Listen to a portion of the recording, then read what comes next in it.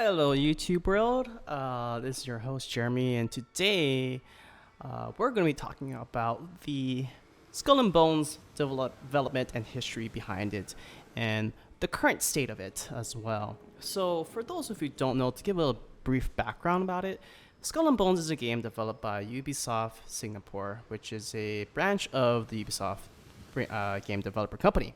Right, they're responsible for a lot of the Assassin's Creed games, and this is where this game comes from. It's actually inspired a lot by the Assassin's Creed 4 game, Black Flag, which came back in 2013. And then since then, for the last 10 years or so, it's been in development hell. Now, there are basically two types of trailers that come out for every type of games. There is a cinematic version that kind of give you a brief overview or brief look into what the game's day will look like, and then there's the gameplay version, which kind of gives you a insight into the current state of the game build, right? This is interesting because this game has gone through a lot of controversial transformations, I would say, from its initial trailer to what we see now as of November 2022. Let's start off with the stuff that were shown in all of the trailers leading up to the recent one that came out in November, and this includes all of the backlog, the backlash, and also the fears and disappointments that people have been expressing for this game. So, this game, Black Flag, comes out 2013, right? It's so popular that people love the pirate crew, they love the naval ship battles, and they love the whole concept of exploring the vast ocean with nothing but your ship and your crew. And it's a great experience. So hey, Ubisoft was like, well, if people like it so much, let's just make a separate game for it. And people were like, great, let's do that, because that sounds great, that sounds awesome. But as far as we all know from recent Ubisoft game launches, most notably Anthem, there is always some complications along the way, and there is always things that happen in development that make the game worse than it should be, or more overly complicated. So let's start with what we've learned so far from any of the current trailers and interviews that people have been seeing through the internet or throughout YouTube for the last 10 years or so. So we know that this will be an open world exploration naval type of game. It will allow up to 20 people per server. So it is interactive with other players. And you might already be thinking, this kind of sounds exactly like Sea of Thieves. Well, we'll get to that. So there's 20 people up to 20 people per server. They have this system called the Infamy system, which is a way to progress through the level system to unlock new materials, new ship upgrades, and cosmetics and all that kind of stuff. It's very RPG-ish in that way. But basically, you do missions, you complete tasks, and it levels up your infamy. Right? It's like leveling up your level. That leads into the next thing, where we know there's going to be crafting and resource gathering. So you're going to be exploring these islands, and you're going to be exploring this world, gathering different types of resources through various means, either by finding it in random areas, or or by taking on missions. So you gather the materials, and you can craft bigger and better weapons and upgrades for your ship. It's very much like Assassin's Creed Black Flag so far, right? However, here's where things start to differ, and this is where the controversy kind of starts. The type of upgrades that were shown in some of the older trailers were very outrageously different from its counterpart. Most notably, there was a trailer that showed how certain upgrades make your ship look ridiculous. And I'm talking like adding... I'm not even talking about adding like flamethrowers to your ship. I'm talking about like adding different types of ship armor that are literal spikes that protrude from the ship's hull. Now that doesn't make it sound bad, but in the trailer, it looks ridiculous, and I think that takes them out of the experience of being a pirate in that era, and also the entire experience of the game as well. So we know there's going to be ship upgrades for armor, weapons, and different types of firepower. We do know that there is going to be no storyline, so this is not a narrative-driven game, which is another concept that I think a lot of people have an issue with, because you're just going to be exploring these islands aimlessly with no sense of direction, doing whatever you want, with no objective at the very end. There's not going to be any credits to rolling at the very end. There's no beating the game and then putting it away. No, this is going to be strictly resource gathering, ship building, upgrading, playing with your friends type of experience only. We do also know that the combat, which is a big factor in these type of games, is only going to be focused mostly on naval. So ship-to-ship battles, yes. However, land battles, no. With the ship battles are going to look similar. It's very, very similar to the fact that, to the look of Black Flag, right? You have your port guns, you have your mortars, you have your different special abilities, whatever, and then you have boarding, right? But even boarding is not going to have any sword fighting at launch, they've said. So it remains to be seen if they're going to actually implement it later on down the line. It sounds like they are going to do that, but as of right now, at launch, there's going to be no sword fighting whatsoever, and that includes also on land battles. Strictly ship-to-ship battles. And the ship-to-ship battles, and when you think about boarding, it's actually going to be a crew-to-crew attack, which will result in a cutscene. So again, no sword fighting. This also leads into the next controversy where, because there's no sword fighting, there's also no land exploration as well. So contrary to Black Flag, Skull and Bones, you're not going to be able to land on an island and look for different types of treasures or explore different landmarks or anything like that. No, it's all going to be on the open sea, which rubs a lot of people the wrong way, because one of the great things about Black Flag that people loved, myself included, was sailing around in the vast ocean in the game, and then coming across a small island with some hidden treasure on it that you could hop off on at any time to go explore and look for it. And, of course, that would reward players for exploring the different corners of the map. Now, that's what we know pretty much so far for this game, up to the point of the recent trailer. Now, let's kind of talk about the types of concerns and things we don't really know too much about. So obviously, this is sounding to be a live service games. Now, the question remains, how much pay to win is this game to be? So pay to win, in my experience, is any type of monetary transaction to improve your ship to get you power, right? And I'm fine with a little bit of it. If it's like a small upgrade, like maybe experience boost, or maybe you get an increase in chance of finding some loot, I'm okay with it.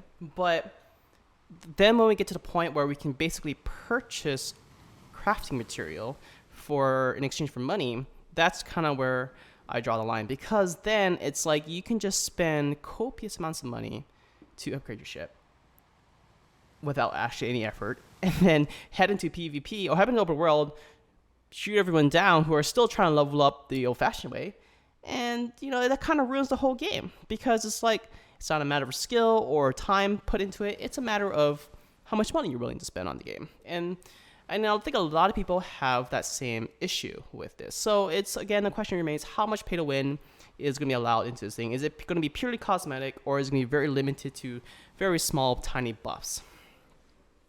I guess only time will tell. Now, the next question, right, is going to be how large the map is. From what I've seen in the trailers, it looks to be pretty vast. Like, I don't think we're going to run into an issue where we're going to hit the edge of the world or the edge of the map and, have nothing left to explore. I think there's going to be a lot of things in between objectives that we can sail around to. whether that's different types of lands or naval fortresses that we can interact with in some way. So I think there's going to be a lot of things to do. Hopefully there is enough stuff to do in the post-launch past 1 or 2 months to keep everyone preoccupied, because then we're going to start feeling, that's when people start feeling confined to a small space, and they're going to feel very bored, and the game's just going to instantly die. One thing that we did know, that there's going to be something called a dynamic events, which is just certain events happening at sort of random, where players will then interact with it with other players. Now the question is, how often will these dynamic events happen, and is there some sort of trigger to it? Is it also going to include things like big boss battles? So for example, think of like an MMO, right, where a boss suddenly appears in the field and players have to join forces to bring it down. Is there going to be something similar to that, where you can take down a big boss to earn some sort of achievement or unlock some sort of upgrade item? And I think that actually leaves a lot of room for a lot of possible updates post-launch. The next thing on the list is about the crew itself. So we see in trailers that, and then we also know from Assassin's Creed experience, that the crew is such a part of the ship. Not so much maybe in Black Flag because they're default, but in the future games like Odyssey, for example, your ship, you can customize your crew.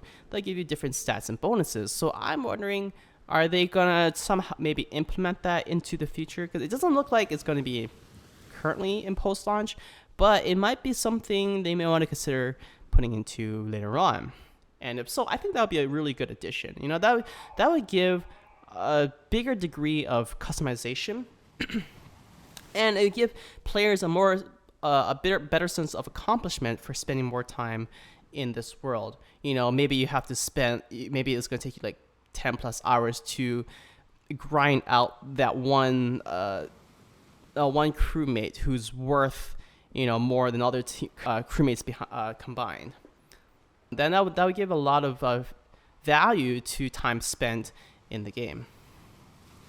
Another question I have, or that I know I've seen come up, is how much support are we expecting for this live service during launch? So what I mean by that is, say for instance, players are experiencing exploits and cheats in the game, or some sort of bug that you can exploit to make the game easier, right? Ubisoft isn't really known for their customer service, or their how quickly they react to certain situations from previous games. But I'm hoping that for Skull and Bones, because this is going to be a full live service model with monetization, obviously they want to keep this going long term. So they need to make sure that the players stay happy. And by doing that is by listening to the feedback and responding very quickly and being as transparent as possible. I think that's probably the key thing to any live service game, is how transparent they are about certain bugs and how quickly they can resolve it. I'm not saying it's easy, but I think it is very, very essential for any type of game in this century. And then finally, this kind of leads into how regular can we expect updates to the content to come out. So in the forms of maybe DLC or new cosmetic shop items, can we see that? Because too many times I've seen games where live service models where nothing is shown in the shop, nothing new for like 4 or 5 months. And that makes it very, very stale and very stagnant. Now, there could be a lot of reasons why this happens, but the fact remains that, when you don't see an update to new cosmetics or customization options or new features to keep existing players going, because let's be honest, people are going to grind this game on day one, right? Or, day zero, really, if there's a early access. They're going to grind it on day one to max level within a few days, and then what? what are they gonna do then? Like just stop playing? No, they need to have something to look forward to in order to grind out those levels and keep going once they've reached that max level. So, it's important to kind of get a sense of like how much time should I invest? How much time can I invest without it being too much in order to stay on top, or at least up to date with everyone in terms of progression. So that's kind of like the gist of everything that's happening so far with Skull and Bones. There's a lot of fear that this game is going to ultimately fail on day launch. And people are citing a lot of the example of Anthem, which is another game that was a live service model. Similar business model, same monetization and stuff like that. But there were a lot of issues and a lot of problems that people didn't really focus on it or ignored going up into leading up to launch. But since then, a lot of people have wised up, and now they're kind of seeing the similar red flags for Skull and Bones. So it's going to be an interesting time. We do know that if you pre-order now, you can get access to open beta, right? So, or you're to a beta testing. And I know from there, I think people will get a better sense of, how the game will play out. It's either going to be really, really good or really bad for the game. I think that will help probably determine whether a game lives or dies at this point, because it's been so long, right?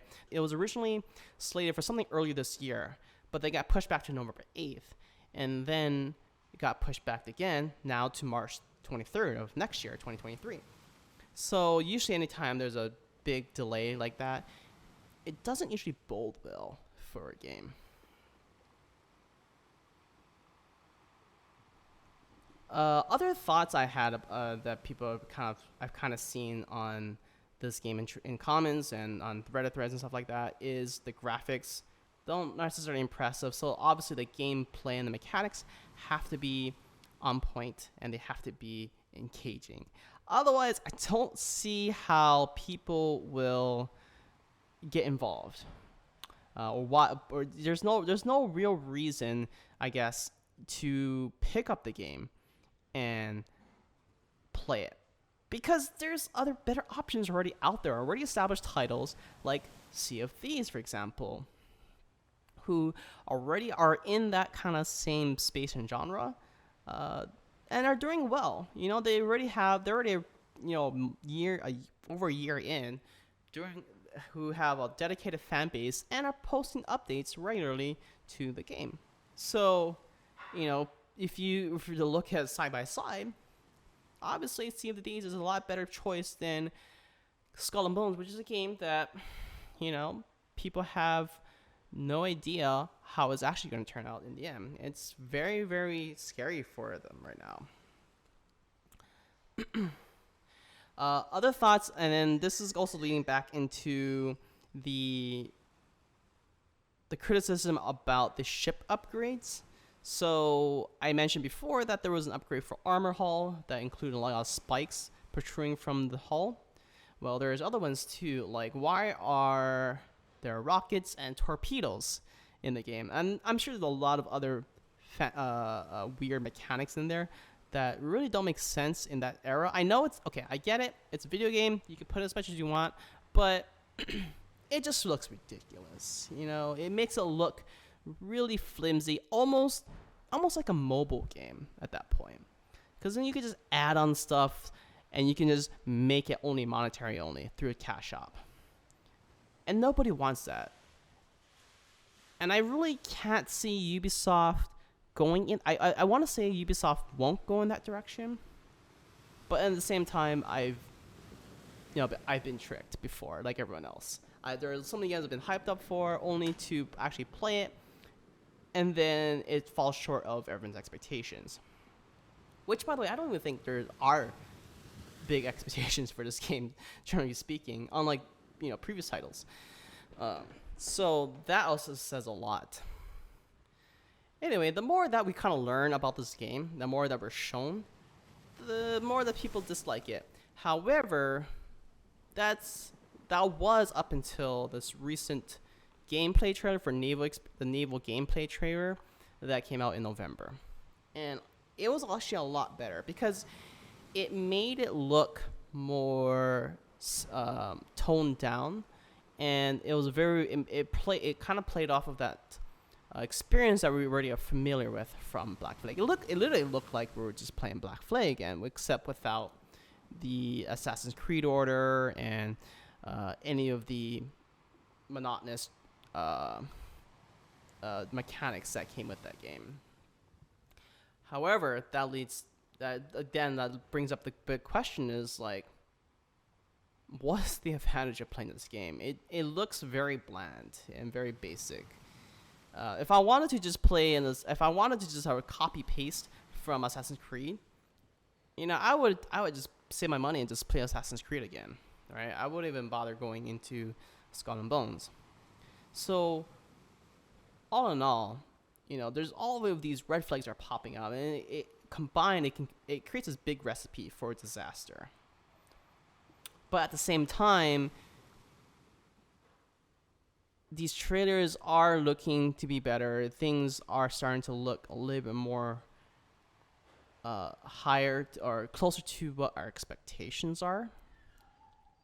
And I hope that they make the necessary adjustments and changes before it gets released to the public, because I think at this current state the game is in right now, it's probably going to tank, and the game will just die from launch.